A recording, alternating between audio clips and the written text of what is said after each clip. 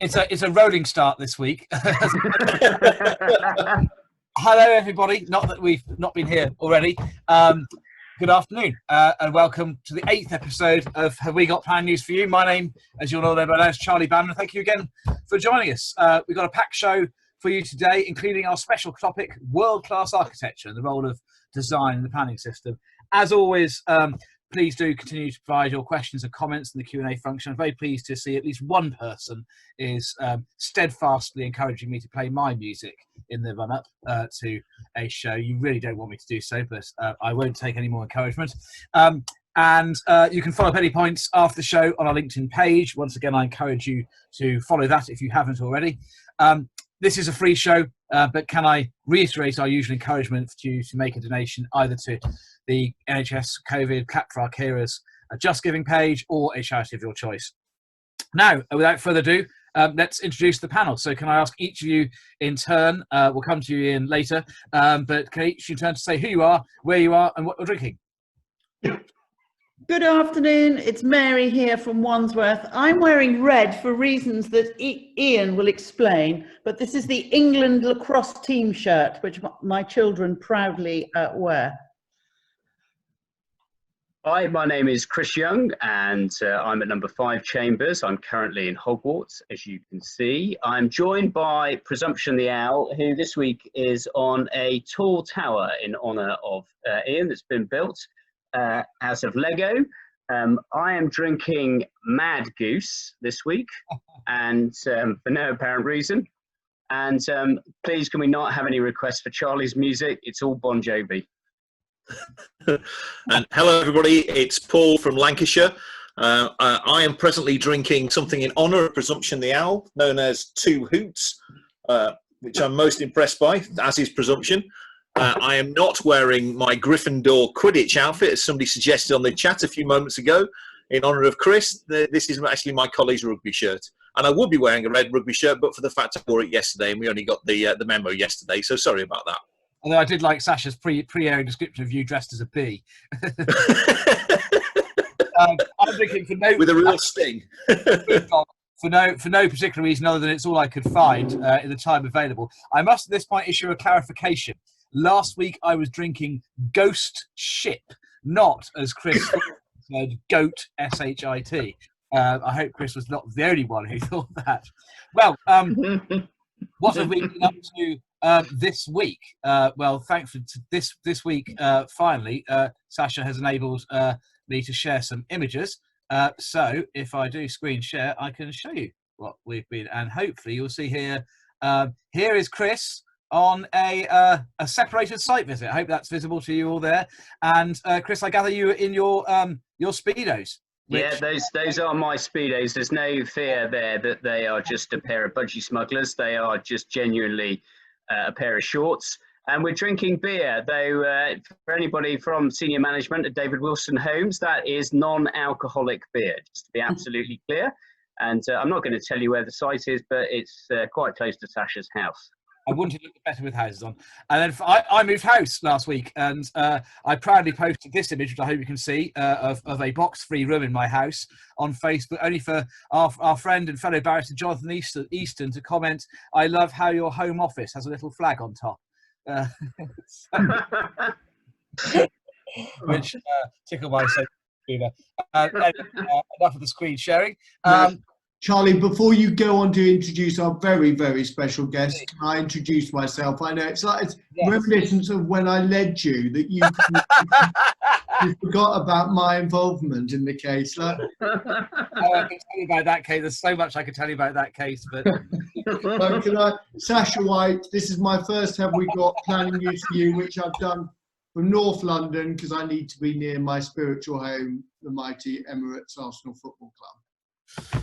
Hello, Sasha. We haven't forgotten about you, really. Now, let's introduce our very, very special guest, the world-class architect, artist, author, poet, founder of Ian Ritchie Architects and Rice Francis Ritchie. Ian, you've got more letters after your name than I think most households have, or indeed most villagers have. Ian Ritchie, Ian's firm has viewers will know, designed the glass pyramids, the sculpture courts, the Louvre, and the stainless steel Spire in Dublin. I think we're going to show in a little while some of your most famous and notable works, Ian. Thank you so much indeed for joining us. We're privileged to have you here. As usual, our guest interview with Ian is in the second half of the show, but we've got a special topic of world-class architecture beforehand, which Ian, you'll be contributing to in due course. But without further ado, let's go to our first topic this week, which as usual is court case of the week. And I'm going to kick off on this. The court case of the week is a judgment handed down by Mrs. Justice Leven, formerly Natalie Leven QC, on Monday, a challenge to the Greenbelt releases in the Leeds site allocations plan. And Justice Leven upheld the claim. The context for the plan was that the 2014 Leeds core strategy had a high housing requirement for, amongst other things, 66,000 new allocations over the planned period from 2012 to 2028. And the site allocations plan, or SAP, was intended to be the vehicle for those allocations. But the preparation of this plan took ages, 6 years in total. The issues and options paper was 2013. It wasn't adopted till 2019. There was a consultation draft in 2015. Submission draft May 2017, which proposed as near as damage to 12,500 Greenbelt releases, Greenbelt dwellings. And whilst that SAP was progressing, the council decided to embark on a core strategy selective review, CSSR, which in line with the new standard methodology significantly reduced the housing requirement, because Leeds is one of those areas where the housing requirement goes down with the standard methodology. And the site allocation plan and CSSR were promoted and examined separately, but within a few months of each other. And the SAP was a little bit ahead of the CSSR. So when the site allocations plan was adopted in July last year, July 2019, the 2014 core strategy, which was on the way out, was still the extant development plan. But the lower housing requirement was rapidly coming along the horizon, and the CSSR with that lower requirement was adopted in September 2019, only a couple of months later. How the council sought to deal with this with the inspectors was to modify the SAP during examination so that Greenbelt releases would be made only to the extent required to deliver the first 11 years of the 2014 core strategy to 2023. There would then be a SAP review almost immediately after it was adopted, which would have to be completed by 2023 to bring the allocations plan into alignment with the lower CSSR figure. And that was said to mean that the SAP could be adopted now, in July 2019, rather than going back to the drawing board, whilst making it future-proof in the light of the imminent reduction in the housing requirement under the core strategy review. And what the claimant said in the JR was that the decreased requirement in the emerging core strategy review meant there was no longer exceptional circumstances justifying the Greenbelt releases, and the inspectors hadn't properly explained why. And Mrs. Justice Leven agreed. She said that it's possible that the inspectors thought that exceptional circumstances continued to exist, either because of it was necessary, as the council had sought to say at the hearing of the High Court claim, necessary for each bit of Leeds to serve its part, or because they thought there was some issue about 5-year housing land supply, so there needed to be an excess of strict needs. But the inspectors hadn't adequately explained why it was they thought the exceptional circumstances continued to exist despite the change of circumstances. And she said they didn't need to explain why Greenbelt release was justified specifically for each individual site in this way, but they did need to set out very clearly the approach they were taking to Greenbelt releases, which she thought they didn't do. And my observation on this, really, my main observation, is at a piece with what we've been saying in earlier episodes of this show, which is the inspectors really were victims of the lengthy nature of the plan process. So much change in the planning landscape between 2013, when the site allocations plan got started, and 2019 was adopted, that there were a host of banana skins presented for them to deal with. And it didn't make it legally impossible for them to provide an adequate report and a sound plan that was were able to withstand challenge, but it made it that much more demanding a task for them to draft a report, the reasoning of which kept pace with the arguments that had developed over the ever-changing circumstances. Unfortunately, the report slipped up over a couple of banana skins. So it's yet another illustration of the difficulties presented by the lengthy nature of the local plan process, in my suggestion. Chris, Sasha, do you have any? Yeah, I do, Charlie. I'm interested. Your perspective, of course, was representing one of the interested parties who had land allocated in the SAP. My perspective, having done 2 appeals in the past 3 years in Leeds on people who have been left on the shelf, I mean, I would say that Leeds, frankly, the local authority, are the prime miscreants in this, because as soon as you let the cat out of the bag and have a review which significantly lowers the overall housing allocation, the only sensible route forward was to stop the site allocations document. I mean, what they tried to do, and one of the things that Mrs. Justice Leven makes so clear, is the post-ipso justification that somehow the 3 different plans, the extant development plan and the 2 emerging plans, were kind of some credible strategy. They weren't. And frankly, I think what happened here, what went wrong, was to keep the view, the legitimacy of the SAP document, and where really, of course, as you've said in terms, in a way, what should have happened was they should have thrown their eggs in the core strategy review basket and left and come back to the SAP once effectively that had been adopted. So I think that's very important. And the lessons for all those out there is that one can't pretend, if housing need changes at the kind of strategic level, one can't put one's head in the sand and pretend that hasn't happened. That will clearly influence the emerging development plans, and that is the reality of the situation. And therefore, for those of our listeners and watchers who are involved in development plan, you've got to keep your eye on what is happening with the housing need, whether it be through the SM or an alternative form of assessment. So I think that's the real takeaway. I would just add one thing which is relevant and very important, is that of course Mrs. Justice Leven has not yet determined remedy. Yeah. And you of course unquestionably are giving advice, as we always know on 113 challenges. Actually, I often think the most interesting element is what remedy is actually granted by the court in the light of the decision taken. Well spotted, Sasha. And I'm going to remain deliberately silent on that because you're quite right. It's obviously something being looked at very wise. Right now. But I mean, another notable point, of course, it's the 3rd case I think in a row we've looked at where the claimant succeeded. So for all we've said about in the past about the challenges and difficulties faced for judicial review and statutory review claimants, it's not impossible in the right case with the rightly formulated grounds. We need to move on to the PINS decision of the week. Before we do, Charlie, it would be amiss of me not to mention your famous charm with Mrs. Justice Leven. That was obviously so instrumental in that outcome. Oh, thank you, my former pupil mistress, if that exactly. Was supervisor. Those are the days. Paul, tell us about the PINS decision of the week. Oh, you're on mute. God, do you think we should do the world a favour by keeping him on mute? I'm going to say, that was it. You've just missed the best gag of the whole show. What can I say? I'm going now. Yeah, well, I've now spotted that there's a theme to this show, which is Charlie Banner's charm, because it's obviously not just Mrs. Justice Leven. It's also Madam Inspector Frances Mahoney, in front of whom Marnie spent 5 days in March and July of last year arguing the case in relation to a site down at Walborough Barton, which is an extension of Newton Abbot, and proposing a scheme for just over 1,200 houses, together with a couple of care homes, a local centre, a primary school, a hotel, anything else Charlie could think of, all on a long list there, all promoted as an expansion to this settlement, which was an allocated site. And the big point in relation to this is that the council didn't determine the application within time because it was locally controversial, very well organised local residents group, and sat on the application, forcing the appeal to take place. And the appeal was then heard on everything that the council could think of. Ecology, highways, air quality, everything was thrown at this, either from the council or from third parties, apart from the principle of development.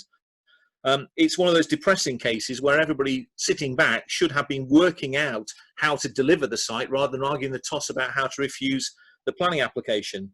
Well, ultimately, the inspector recommended approval and the Secretary of State agreed with Madam Inspector Mahoney. Sorry about that if she's listening. And the decision was issued last week.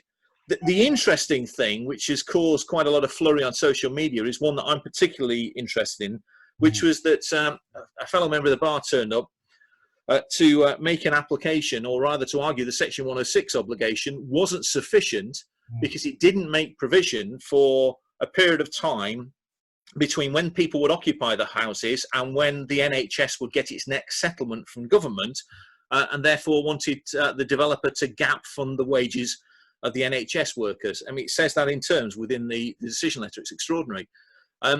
Well, for those of us who have a historic bent, or rather would love the opportunity to argue this before the High Court, we had a civil war about 400 years ago, where we decided that you can't have taxation unless it's expressly authorised by Parliament. We had a chap called James II who tried to push back a little bit, so we kicked him out and got William of Orange and made him sign up to the Bill of Rights 1689, which said you can't have taxation without our authority. And yet here we have the Torbay NHS Trust saying that it wants to reverse the result in the English Civil War and get us to have general taxation through the Town and Country Planning Act. Well, mercifully, the Secretary of State said no. It only relates to an allocated site in terms of this decision, but I'd like to think that this will be the start of a process where the Secretary of State will be saying no in circumstances which go beyond allocated sites. Because the Town and Country Planning Act is not a plaster to deal with all the financial woes of local authorities. It's a land use and planning issue, not a general taxation issue. Oh, sorry, I should also say, everybody applied for costs against everybody else, and the cost decision is hilarious. Yes, I agree. One particular paragraph I enjoy, we won't go there.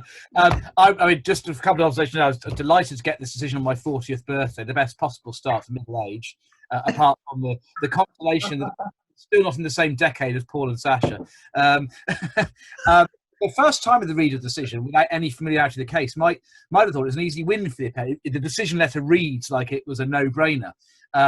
But there was an allocated site. There's ultimately only really one in principle issue, ecology, with no objection from Natural England when they were consulted upon by the Secretary of State on the appropriate assessment. But in reality, the appellant's journey to get to that point was pretty torturous, to say the least. And you get a flavour of that if you read the inspector's report. There were originally objections from the Devon County Council's Highways Authority, Historic England on Heritage, Natural England, and notwithstanding the allocation, and the Devon and Historic England backed down during the inquiry itself. Natural England and the local authorities ecologists maintained that though this was an outline application, the appropriate assessment had to look at the details. So effectively there had to be a fix now, even though it was outline. It wasn't enough in their view to provide a framework of conditions and obligations to ensure that whatever was to come forward within the parameters of the outline application would avoid adverse impacts. We needed to show what was going to come forward. And it's fair to say that that approach was subject to quite a lot of scrutiny at the inquiry, and eventually Natural England backed down at the appropriate assessment stage, which is why the decision letter reads a bit like it was a no-brainer. It's unfortunate for the appellant that the process of getting permission for an allocated site took so long and cost so much, but ultimately they benefited from sticking to their guns, as the three statutory consultees blinked first. So there is a lesson there that if you're faced with a resistance from a statutory consultee, notwithstanding the great weight that must be given to them, if there's clear evidence that they're wrong, it may be worthwhile sticking to your guns. I must finally give a shout out to my friends at PCL Planning, with whom this is my 5th successful inquiry in sunny Devon in about 3 years, though I don't think I trod on a beach once during those 5 times, so hopefully next time, hello to you all if you're listening. Now, next up, our special topic, design in the planning system in 2020. Is quality genuinely capable of recognition, and is it recognised? Mary and Sasha are going to tell us the answer to that question. Over to you, Mary, first. Well, my experience is, thank you very much, my experience is that very often high quality design is not recognised, and it's not recognised by, in particular, local communities and local councillors. And they particularly want to see, I think, more of the same rather than something which is distinctly different and distinctly better. And I think that's a real problem. We are encouraged, government encourages us to promote high quality design, which I think is a great thing. And I think that one of the great things that the Blair government did was raise the whole spectre of design, and generally speaking, I give them credit for that. But I think that locally things seem to have gone awry. Local design panels seem to be full of local prejudices, and I don't believe that they are as successful as they really need to be. And now we have this national design guidance, and again we've got lots of words, but it's action on the ground that I think is somewhat missing. Is there an opportunity, I wonder, in this COVID-19 world, now that we're all using technology better, for us to use that technology to better get across the high quality nature of schemes? Should we be taking councillors out and about to see high quality schemes? We need to get better at explaining and persuading people of the merits of high quality schemes, would be my thought. Well, I know I'm supposed to play devil's advocate in a way, but Mary, I agree with everything you say. My experience is that whatever's going wrong in 2020, we are not using the planning system, which we should do, as a vehicle to bring forward world-class design and architecture. I mean, we are in the presence of one of the generation of a golden generation. I don't want to use the football term because they ended up winning absolutely nothing. We do have Ian and others. I think British architects are renowned the world over, and one of the most frustrating and saddest things, I think, is I work in a field, as we all do, where our architects are often much more lauded and produce many more successful designs abroad than in their own country. Now that is an indictment. Why is Ian having to go to other countries? Why are other architects of his calibre usually far more productive elsewhere? And I think my experience has been that we are not recognising our own enough. And the solutions, I mean, as you've raised, there are various problems, whether it be officers or design review panels or inspectors, but we have got to find a way where we can break through and provide a legacy for the future. What do you think, Paul? Well, I completely agree. It's very difficult to have a debate when there's very little to debate. The experience of the last 30 years of my practice has been very much that there is a deficit of knowledge at the local level. And I, for one, don't necessarily blame councillors for forming a view, because design is something upon which everybody has a view, but few have an expertise. So I can go to Siena or Salford and form a view as to whether I like the buildings or don't like the buildings, but that's a non-expert view. We had a document called By Design published at the turn of the millennium, which said that design is an expert field and authorities should seek expertise, should go to a design audit to look at that. Unfortunately, that's rarely done.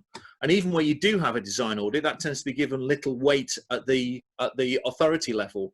So if I've got a scheme, you go to a recognised architect to look at the scheme, authorities will go, well, he's saying that because he's in the pocket of the appellant, isn't he? And unfortunately, we don't have a design review panel approach which is consistently good across the country. I'm sure there are some good ones. Not sure I've encountered many in my time, but I'm sure there are some good ones.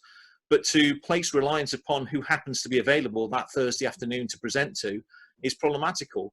So I take a slightly different view, which is there is a systemic problem rather than necessarily a cultural problem from the way in which decision making is raised, and we need to alter how the system operates. Just resurrect By Design, it was pretty good.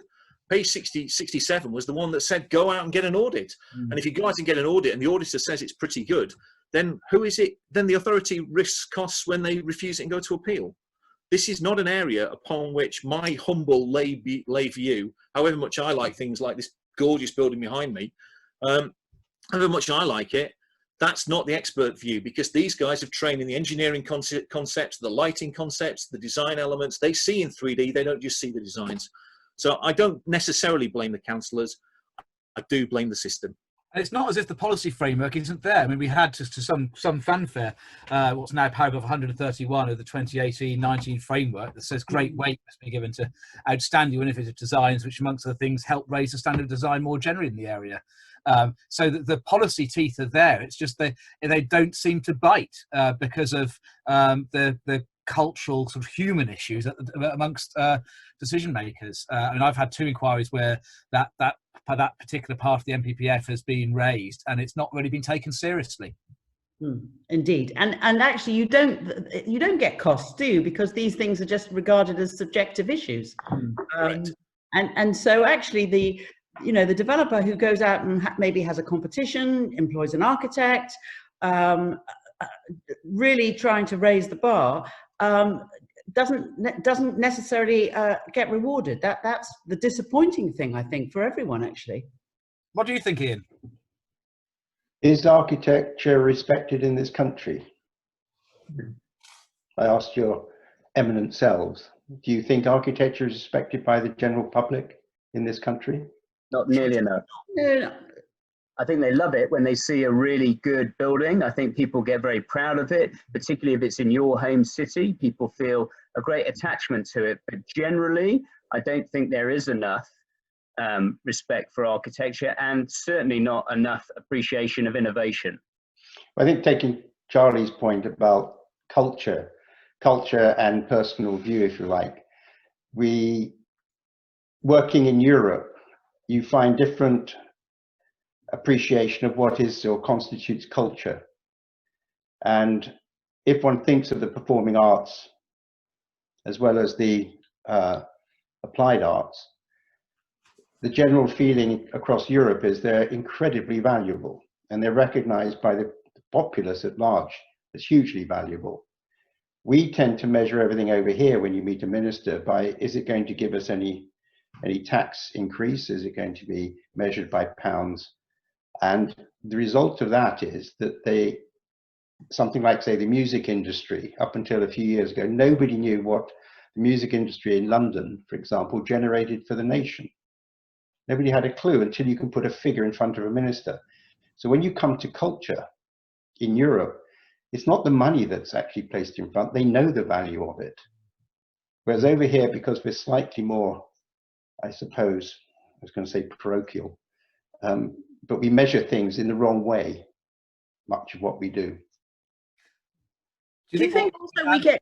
Oh, there, after you. Do you think sometimes we get slightly confused between our heritage, and we get slightly tied up with protecting our heritage, protecting what's old, protecting what's familiar, and we don't recognize as a nation that actually new, exciting architecture can sit very comfortably alongside the best of our heritage? I mean, just looking at the picture of the Louvre is a good example of that. I think, well, it's not a question simply of what we in our generation have seen as new. If you think back, a lot of people in this country like Tudor-Beaton housing. They won't recall the fact that the Tudor-Beaton brought in chimneys and set fire to most towns in the process because they didn't know how to handle the new technology of chimneys. It was a nice idea. And so in every era, you get new ideas. And those new ideas, when you look back at heritage, are the ones that generally survive in very well built buildings, generally. And then they are preserved. The problem with our culture in England, or I'm not so sure about Scotland, but in England, is to look at that and say, well, why should we do anything different? It's good, we like it. I wonder if the answer to your question is architecture respected. If the answer is different between the town and country, in cities, for example, my feel is the most respected big institutional, well-known building, the Palace of Westminster, St Paul's, the classic, the Shard, even modern buildings, iconic buildings. Whereas in the countryside, or in country and rural communities, I think, Mary, going back to what you were saying, it's the old building, kind of the old, older buildings in historic conservation area, they are seen as valuable. But the moment anything new is proposed or innovative, it's often treated as by definition bad. I see Andy Cook's made a comment in the chat function that remind me of a case that we did where Andy was trying to argue, applying the guidelines of landscape and visual assessment, you could reach a judgment once you've assessed the magnitude of an impact, that you could say qualitatively it was beneficial, and he got completely shouted down by this inspector, saying the inspector couldn't imagine a beneficial visual effect from building something new on virgin land. That by definition, it's interesting because the two examples, a bit like sort of Paris and London, but it's actually France and England. The first design I ever did was a French house for an elderly couple. It happened to be largely all glass, solar powered and everything else, and very respectful, I think, of the environment. but to get planning permission, we had to hide it behind the earth that came out of the cellar with banks and planting. When it came to the second house I did in Sussex, near Uckfield, the general density was probably 1 house per hectare. This particular site that our client proposed to buy had a tiny cottage, and she visited it. Well, I went with her, and she said, "What do we do with the cottage?" And I said, "What would you like to do with the cottage?" And she said, "Blow it up." And I said, "Well, on the basis of blowing it up, you would actually be allowed to build much more compared, looking at the densities around here." And so we did the same, that argument of density, if you like, just in terms of the scale of 1 house. So we upped it by 3 times and built it like a crashed aeroplane. In applying for the planning permission and making a presentation, I realized with a bit of research that an Air Commodore was on the panel. Somebody who liked Walt Disney, particularly Bambi, was also on the panel, the planning committee. And so we did drawings with Bambi in the foreground, a section that looked like an aircraft, and they gave it planning permission, but added a note, well, you can't really see it from anywhere, can you? Except the sky. So it's the same disease. That house now is under threat of being listed by English Heritage. It's already in Pevsner's Guide to English Houses. And the owner is quite not against it. I am actually really against it, because if you really want to do something afterwards, you're going to be struggling. And it's the same with the French house. They now want to list that one. So we're fighting that one off. That's quite an interesting illustration of the issues. Let's move on. I think we're going to carry on discussing some of these issues in our interview with you, Ian. But I think let's move on to that stage of our show. And Chris, you're going to kick off with hopefully some images, I think, aren't you? Yeah. So Ian, everybody knows about your work. I think not everybody associates it with a particular architect, but when we go to some of the images of the work that you've done, people are going to recognize it. Can I just check with the other panelists? That's come up as a slide. Yeah. And so those are the pyramids in the sculpture park at the Louvre in Paris. When was that? That was 1983 to 93. And how you've got three sculpture courts in the foreground. You've got the main pyramid in the corner of Napoleon, and you've got to the right in the green circle the pyramid, the inverted pyramid in the Carrousel, it's called. Yeah. Those are the 3 parts that we spent our firm of design engineers and my firm in London working on. And how did that commission arise? How did they approach you for that? It actually came from the Établissement Public, Grand Public of the Louvre, which is basically the Ministry of Works, who, because of our emerging reputation and Peter Rice's reputation already from the Centre Pompidou and our work at La Villette, they asked us to get involved. And the first thing was to check whether or not this pyramid structure was very good or not. That was proposed by I.M. Pei, who was selected by Mitron, no competition, so the French architects were a bit upset. And the structural proposal by Canadian engineers was actually very, very good. The glazing was 1950s mid-rise New York, nothing interesting and quite dreadful, actually. But the resulting thing was that we were brought in not just to do that appraisal, but then to do a mock-up, because it was a polemical situation in France for a year between the right and the left, between those that believed in Louis XIV and the Sun King of France, and basically that was the state, it was him, and the socialists who are now in power who said, no, the state is for the people. So they wanted to put the knife into the Louvre, basically. We see here something else that you've done. These are pylons for EDF. Yeah. Tell us a little about those. Well, they were very interesting. The French, the EDF held an international competition, and we won it with these pylons. This is the very high voltage, the 400,000 volts. These are the motorways across Europe, which the French invested in the 1950s with their nuclear power, and they were going to build the transmission systems across Europe, along with the railways, the high-speed railways, the TGV, etc. So they had a real kind of strategy policy for a European dimension.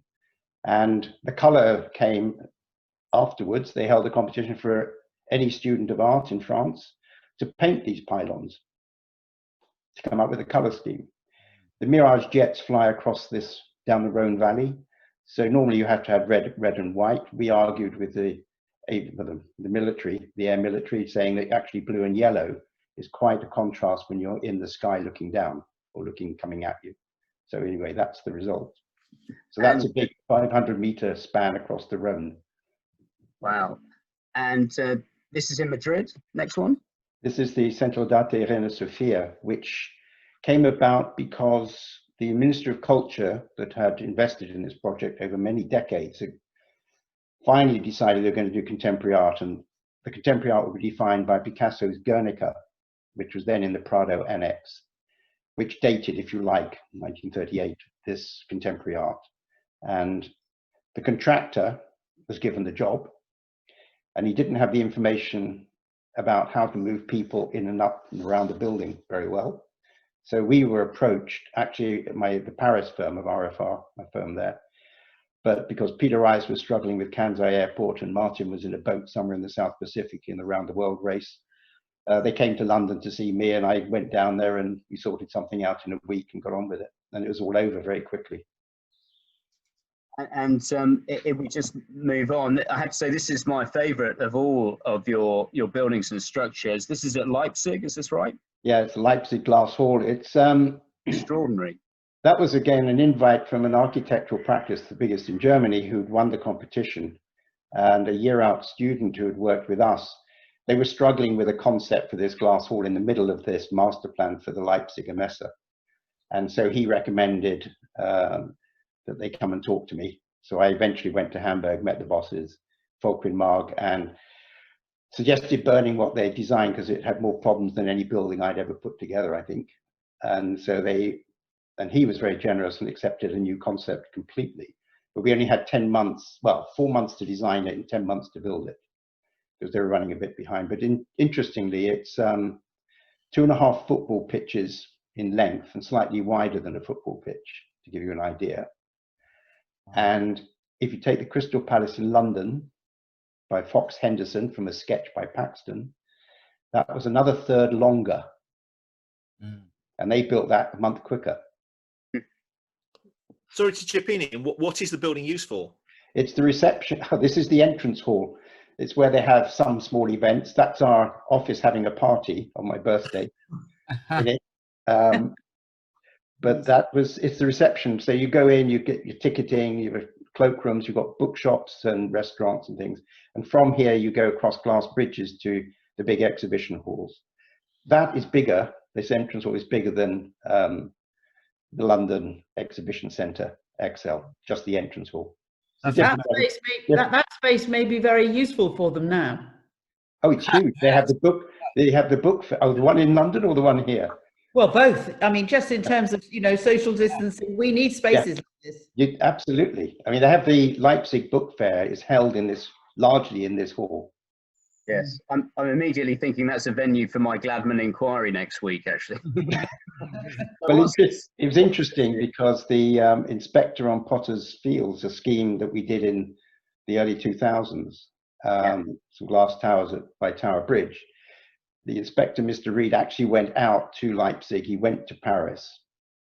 I wasn't allowed to go with him. He wanted to make his own judgment about work. I thought it was quite revealing. Yeah. Can I just ask you about this, what this is?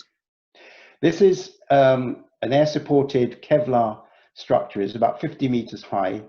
It was built inside a gasometer in Oberhausen, and it was on a concept that we created called, was the 3 stages of water: steam, water, and ice. And this is the ice cone, and it has kind of melting ice slipping down it, and then that drips into the space in between where there's the film, 160 meter long film, where water is going upwards and words go through the water. And then in the bottom where you enter, there was going to be a resistance wire attacked by water, but that got banned by the client. So it was an exhibition. 300,000 odd people went to see it. It would be a blockbuster in Piccadilly at the Royal Academy. I'm just going to skip through a couple of other images to come to one of the more controversial pieces of architecture that you have produced. This has many names. This is in Dublin. Could you tell us a little about this? Another open international competition. They'd had several, but they'd all backfired for various reasons. But they wanted to reinstate O'Connell Street as the sort of Dublin's Champs-Élysées. And they wanted to have a replacement for the pillar, which the IRA, which is not Ian Ritchie Architects, although it did give me problems over there. The IRA blew up, and that was Nelson on the top, a bit like what's happening now a bit. But the Irish have managed to remove most of the British Empire statuary in Dublin, apart from the Phoenix one, Wellington in the Phoenix Park. Basically, it was a way of being able to mark an urban marker for the centre of Dublin. It's historic, very historic position and place, and it's right next to the GPO seen on the left there, which was of the big fight in 1916, the big battle. And the Irish army, the official army, came in to blow up Nelson completely and managed to blow out all of North O'Connell Street at the same time, which is why they had a bit of a derelict site. Just pass quickly over the bridge that you're currently or have been working on in Dublin, but I just wanted to come to housing because lots of people who are listening are very interested in housing. This is a scheme in Scotland with a slightly unusual aspect. Can you just, or an unusual feature, can you tell us about that?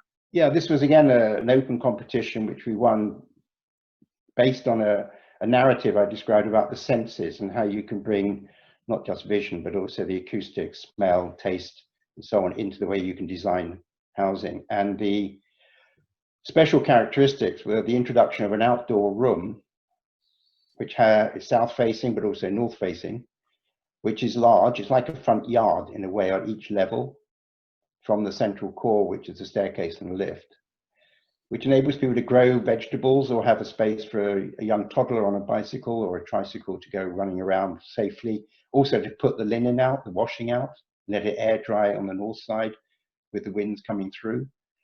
And the other one was inside the building on the right-hand side, the 6 flats there, they have it's like an escape Andromeda hole where a parent or a child, an adolescent, can actually get away from everybody else, because often kids take over the TV and the parent doesn't know where to go, and they have a friend come round. They don't want to bring them to the bedroom, so they want to play cards or something. So we introduced it in on the right-hand side, and I had a kind of mild bet with the Housing Association that maybe there'd be less divorce on the right-hand side of this building than on the left-hand side as a result of this. But neither of those things, the outdoor room or an escape space within the flat, exists in any housing program that I know of. There's Eagle House, I know.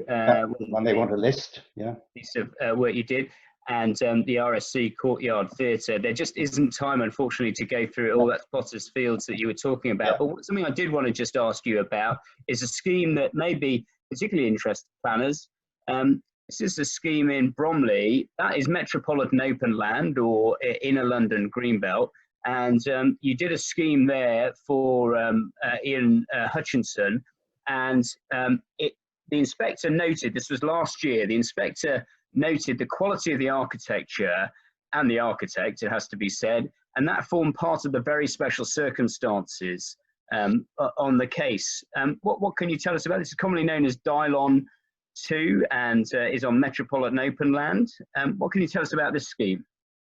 I think the fundamental aspect is that it's very close to transport, a transport node. And interestingly, both the GLA at that time and London Borough of Bromley gave it a PTAL rating of 2, which was extraordinary. Now they actually rate it quite highly. And of course, all of these stations around the parts of the inner part of London are deemed to be highly desirable development sites.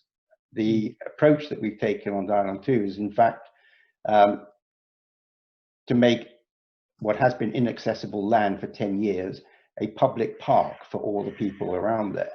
And that means upgrading partly polluted areas, but also dealing with the river and flood zones and so on. And I think that the secret was the presentation that we made was to walk the inspector through the scheme, not physically, and walk him through visually and with normal narrative at ground level to go into an entrance hall, press a buzzer, go up a lift. Ian Hutchinson, the client, decided to run up the staircase. I remember saying that. And to arrive at a very nice flat, explore the flat, and then the nice views. And the inspector understood it completely. Yeah. There were no kind of visual VR fly-throughs and all the rest of it from up in the air. I don't think many people are birds, actually, and there's a lot of kind of misinformation that's presented through fly-throughs.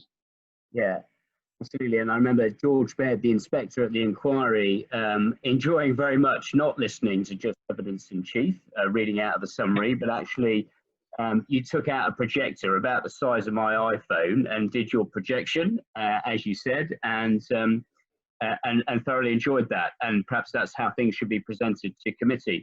Now, I've taken up a lot of time and I had a number of questions, but time won't permit me to go through those. So I'm going to open up to the questions from the other panelists. And Paul, you've got a question. Yeah, I was actually going to ask you a question with regard to heritage, but just looking through one of our contributors, a chap called Ian Sharry, who's asked a couple of questions, and I'm going to ask you both of them because they're both related. It's about colour, and I'll read out what he says. So, would Ian like to explain why he particularly likes blue and yellow, his pylons in France, but also his scheme in London Docklands opposite his house, which has yellow and blue as its colours, where I, Ian, was the young planner getting him his consent. And then he follows up by, Ian's comment to me re his housing in Docklands was, Ian want to do my housing in yellow and cornflower blue. I said, sounds nice, but you need to understand, I mean really bright colours. The housing still looks good and has stood the test of time. We need more creative use of colour in design. So I think he's actually answered his own question, but do you agree with him, Ian? It's interesting because I think he's referring, I think he's referring to what was Roy Square, that's now known as the Water Garden, which is quite a dense, for that time, quite a dense development, but it was setting an urban block principle for all the redevelopment around Limehouse. And the client, interestingly, the Indian client, one weekend brought in painters and painted all the balconies and balustrading bright red. Now that wasn't the colour that was envisaged, but we had them painted originally white. But he said, well, in Indian culture, white is death, red is life. They faded, and now they are the colour the planner, Mr. Ian Sharon, was actually mentioned. They faded in a way to this rather nice, corn blue. But it's a yellow stock, classic yellow stock. And it was, in a way, it was a modern interpretation on Georgian housing. I mean, Lloyd Baker from up in near King's Cross, he'd have loved this scheme. Mary, you've got a question? Yes. Do you think post-CABE we need to have some regional design champions? Do we need, I feel that in the post-CABE world there's a bit of a vacuum. And also, what are the successful ingredients, do you think, for a successful local design panel review? Well, I think, interestingly, just for this time, the origin of CABE was the demise of the Royal Fine Art Commission, which was seen as reactive rather than proactive. And the Labour government of the 98, 99, when they came in, were very keen to move design and the urban environment and buildings forward in a positive way. And the then head of the policy unit, Jeff Mulgan, asked me if I would be interested in trying to formulate something. And I said, on the condition, only on the condition it's kept lean and keen, and we disseminate this knowledge out to the regions fast. That's design knowledge. How you then take that design knowledge into the regions through whether it's design review panels or other mechanisms, I think fundamentally requires a proactive approach from the schools of architecture in the regions, which are never really engaged, and yet theoretically you've got very good design tutors, you've got good heads of school, and you should be able to, or the region should be able to embrace those people and actually have them help educate councillors, help bring them into schools of architecture, bring them into even architectural practices, for weekends or whatever, to have a kind of role playing where they learn what an architect does and develop a critical sense of appreciation of design. Then you bring in, if you like, a multidisciplinary approach where you have, to me, and I've said it for 30 years, design is the same as environmental design or sustainability. There's no difference. You're supposed to design with nature for people, fundamentally. Therefore, you need other people on the design panel, whether they be anthropologists, planners, engineers, environmental engineers particularly. And you get this then a really good discussion. And design has a far broader base of understanding. Design is a process. It's not an end game. You don't say, there's a kettle, that's design. That's a product of the process of thinking. Until you develop that process and understanding of the thinking that architects and planners do, and environmental engineers, you haven't got a chance. Everybody, as you mentioned earlier, they just kind of retract to the baseline of, do I like it, don't I like it? And they're just looking visually at something that should have a very long life, be adaptable over time, like, you know, Georgian houses have shown themselves to be, and perform for people in a proper way. You don't look at a building in a design panel or on a planning committee and say, don't like it or I like it. I mean, that's pathetic. Ollie, you've got a question? I have. Ian, I was going to ask you, which country does design the best and why? And if you can answer that, would be great. But I think I'll be doing our audience a disservice. I didn't raise one other theme that's pervading through the comments, which is this, a separate point. I think it's separate. There are variations on the following theme. Can we successfully deliver high quality design on a large scale if the mass house builders are rolling out standard house types across every site whilst looking to make cost savings at every corner? So which country does it best and why, and how do you get around the issue with volume house builders, standard house types and cost cutting? Well, I should say that I'm drinking Chisk, which is my advert for my client in Malta, who is a really, really good client.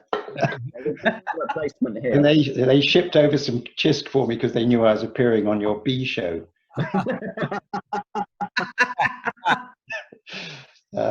But I think,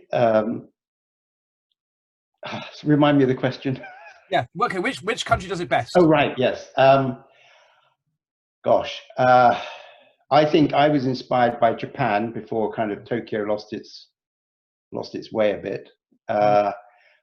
I think in Europe, we've often looked at the Scandinavians, particularly Denmark, and the way they kind of inculcate design and the value of design in kindergarten. They don't wait until you're 11 to learn about color or something. It starts very, very early. Going back to the person who asked the question about color, color is fundamental to good design, and it's not taught in schools of architecture anymore. I was taught it, and I've got a bookshelf over there ranging from black to white. And if you think and ask somebody today, is black a color? They say no. Well, that only changed in 1930. Up until then, black was always a color. Same as white. And white is considered every color. No, it's not. It's every color plus white. And then what about the point? Say this point about the multinational house builders, design engineering, every well, I think house types. How do you get around that? I think we're in a complete mess on housing and have been since probably 1960s. We make the big mistake of asking developers, private investors to provide social housing. To me, that's a complete no-no. It creates all this work for you guys. The affordable housing on the back of private developers. Private developers have land, or they get hold of land. That's another problem, getting hold of the land. They come up with a design, maybe good, maybe bad. They want to build it, make their profit, and move on to the next one. They're not necessarily interested in the longevity of those buildings. Yeah, that's a risk because they're selling them. The people buy them. Social housing should be produced by the country, the nation, to house the people that can't afford to be housed or can't afford the housing. That's a fundamental, almost a human right. If a country can't educate its people, house its people, and look after the health of the people who suffer from health, you haven't got a society. So I would the first move I'd make if I was Prime Minister, I'd separate out social housing from, if you like, developer-led housing. And I would not join the two up. And some of the best housing, post-war housing, was social housing, wasn't it? Some of it has been. I mean, Sunlight in Lancashire. Yeah. Paul. I mean, classic. Sunlight. Yeah. Yeah. And that Port Sunlight was, in a way, an example of prefabrication as well. It was built very quickly. So if you want to do the delivery of numbers and you want the quality, let's get the government to invest in a company or a series of companies that can start delivering them. The private house building sector will not do it. Right. We've talked about housing like car production for 50 years. But I have to say, in defence of the volume house builders, some of those volume house builders do understand the importance of kicking off, for example, with landscape. They do understand the importance of a really good front door to a large scheme. And my sense is that the government is hanging its hat on design codes to try and encourage the industry to move away from set types to encourage sort of a bit more innovation. Well, add value.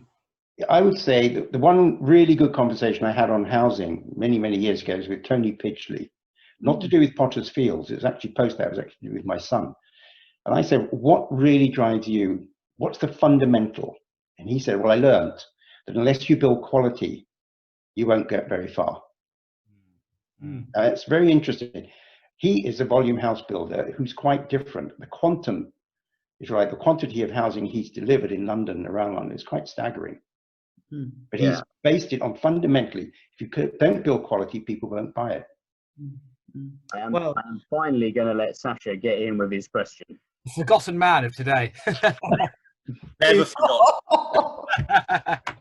Ian, I just wanted to ask you, from your perspective, obviously you've been an architect for many years, are you optimistic about the quality of entrance to the profession?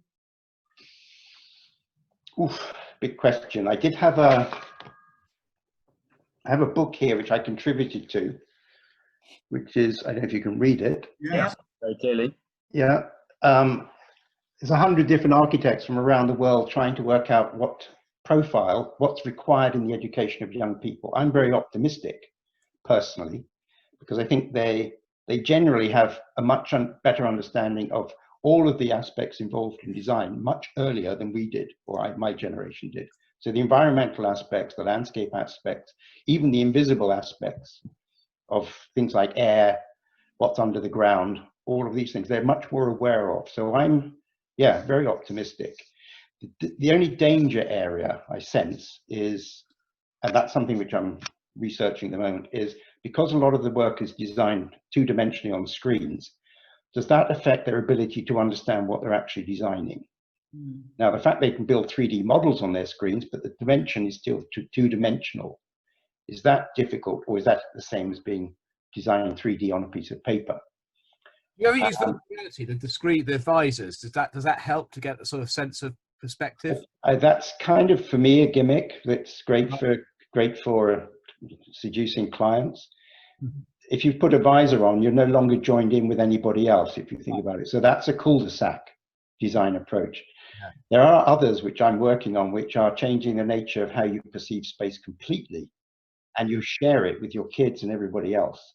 And that's the next generation, and that's coming. That's nothing to do with visors, but it's much more to do with all of the senses being in place at the same time. Very interesting observation, your point about visors, because I think there's also a bit of a reluctance to use tools like that in inquiries, because they are very much something, it's an individual experience and you can't share it and it can't be seen. Yeah. But I just got to finish with Chris Mealy has asked if how you feel about having one of your buildings listed. When I'm dead. I know that there are many architects that want to have their buildings listed before they die. They want their kind of that permanence. Well, entropy will win anyway. So I'm not really bothered.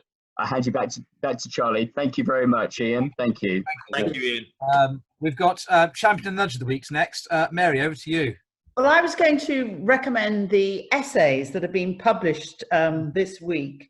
And in particular, there is a great essay by David Rudlin, which takes you on a train journey. There's someone leaving the Planning Officer Society meeting in Nottingham, and they land up in another time zone, in fact Manchester, only they don't recognise where they are. So this is a series of essays, and I would recommend in particular that one.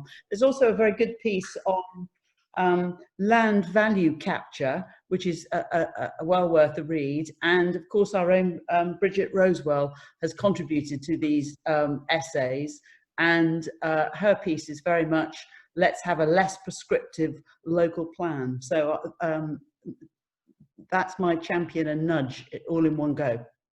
Hello, Bridget. She's listening. We want you back to talk about all this soon. Yeah. And nudge. Yes. Okay. Good. Well, that's it for this week. Thank you all so much for joining us again. Ian, thank you for such an interesting insight. Marketing my book. Thank you. And also now I know what is it CISC? I've never heard of it before, but anyway. CISC. Some of that. We'll be here same time, same place next week at 5 o'clock on Thursday, the 18th of June. We're lining up another special guest as usual. We'll send out our details early next week. Can I ask one question quickly of Sasha? Will you be shouting from your flat when Man City are playing you next weekend? I will. I had the most surreal moment of my life watching Arsenal play in an empty stadium, although some people would accuse the Emirates of always being empty, but it ain't good. I'm going to go and stick my visor on. As a child of the 1980s, I thought by this time in my life I'd be wearing a visor permanently. My life will be one big visor experience. So that's what I'm going to do tonight. Stop bragging about your age, Charlie. One big illusion. Ian, can I wish you good luck for Liverpool's continued season? And Thank you very much. That's very and kind. can I say, Ian, thank you for that terrifying picture of the future that the rest of my life will be in shared space with my children. Last 3 months. Thank you so much. Goodbye, everybody. Have a great evening, great weekend to come, and we'll see you next week. Cheers. Bye. Bye.